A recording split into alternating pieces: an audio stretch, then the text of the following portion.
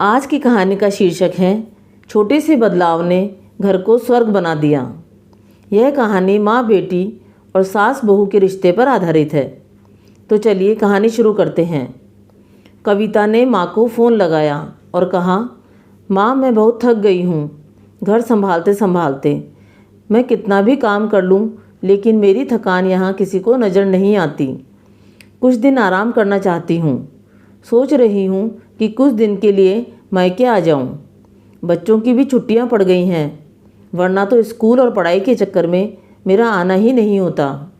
माँ ने कहा, हाँ बेटा, जब तेरी इच्छा हो आ जाना, तेरा ही घर है। कविता ने खुश होकर कहा, ठीक है माँ, मैं कल आ जाऊँगी। हाँ बेटा ज़रूर, कल मैं तुम्हारा इंतज़ार करूँगी। ऐसा कहकर माँ ने फ़ोन रख दिया और सीधे किचन में चली गई। किचन में बहू खाना बना रही थी। माँ ने बहू से कहा, कल्पना सुनो, कल तुम्हारी ननद आ रही हैं। आज ही बाज़ार से फल मिठाई और सब्जियां मंगवा लेते हैं। बेचारी मेरी बेटी ससुराल में काम कर कर के थक गई है। वहाँ कोई उस पर ध्यान नहीं देता। यहाँ आएगी तो थोड़े दिन आराम कर लेगी और उसका मन और तबीयत अच्छे हो जाएंगे। अपनी सास के मुंह से ऐसी बात सुनकर कल्पना का मुंह उतर गया और वह उदास मन से अपनी सास की तरफ देखने लगी। सास ने कहा, जल्दी से रसोई का काम खत्म करके कविता का कमरा सही कर देना, चादर बदल देना और सफाई कर देना। कल्पना मन ही मन सोचने लगी, काश आपको मेरी थकावट भी नज़र आती। मैं भी तो दिन रात झाड़ू, पोंछा, बर्तन, खाना और मार्केट जाना सभी काम अकेले करती हूँ। आपकी बेटी तो फिर भी जब मन करता है मायके आ जाती हैं, लेकिन मुझे तो आप एक साल में एक ही बार अपनी माँ के पास जाने देती हैं और जब जाती हूँ तो 2-3 दिन बाद ही फ़ोन करके किसी न किसी बहाने से वापस बुला लेती हो। मैं भी इंसान हूँ, मेरा भी मन करता है कि मैं भी अपनी माँ के पास जाकर थोड़ा आराम करूँ, उनसे सुख दुख की बातें करूँ और अपना मन हल्का करूँ।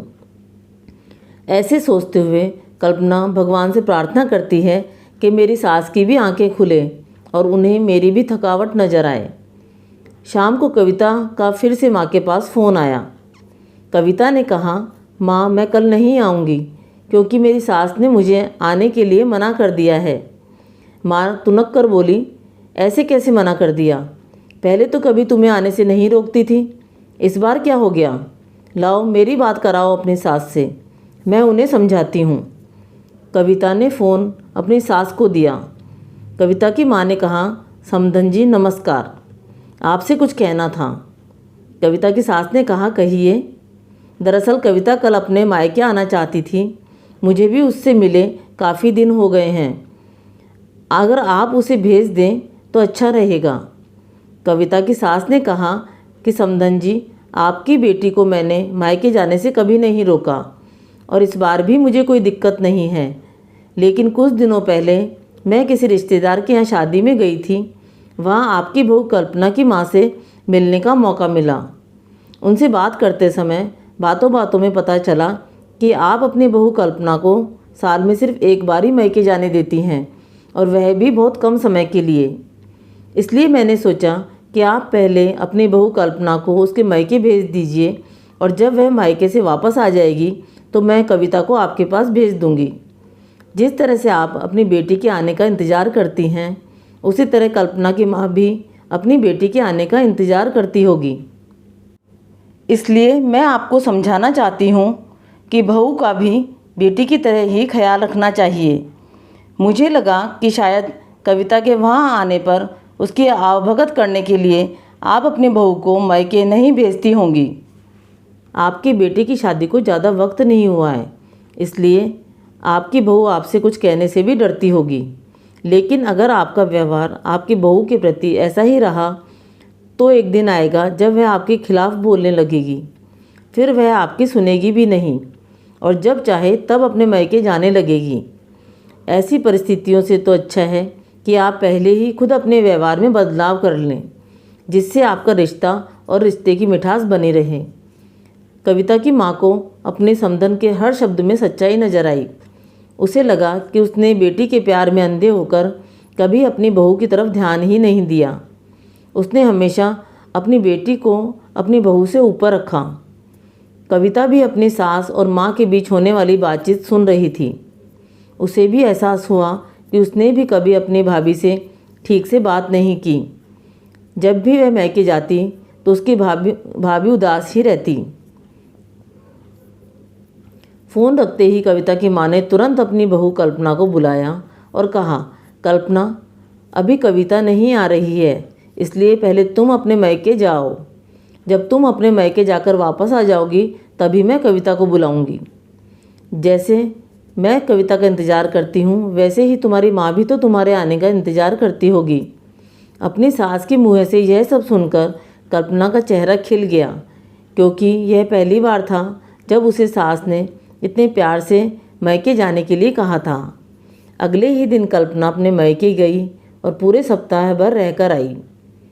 कल्पना जब अपने माँ बाप और रिश्तेदारों से मिलकर लौटी तो उसकी आंखें और चेहरा खुशी और सुकून से चमक रहे थे। कल्पना के आने के बाद कविता भी अपने मैके आ गई और उसने इस बार अपनी भाभी से बहुत ही अच्छे से बात की।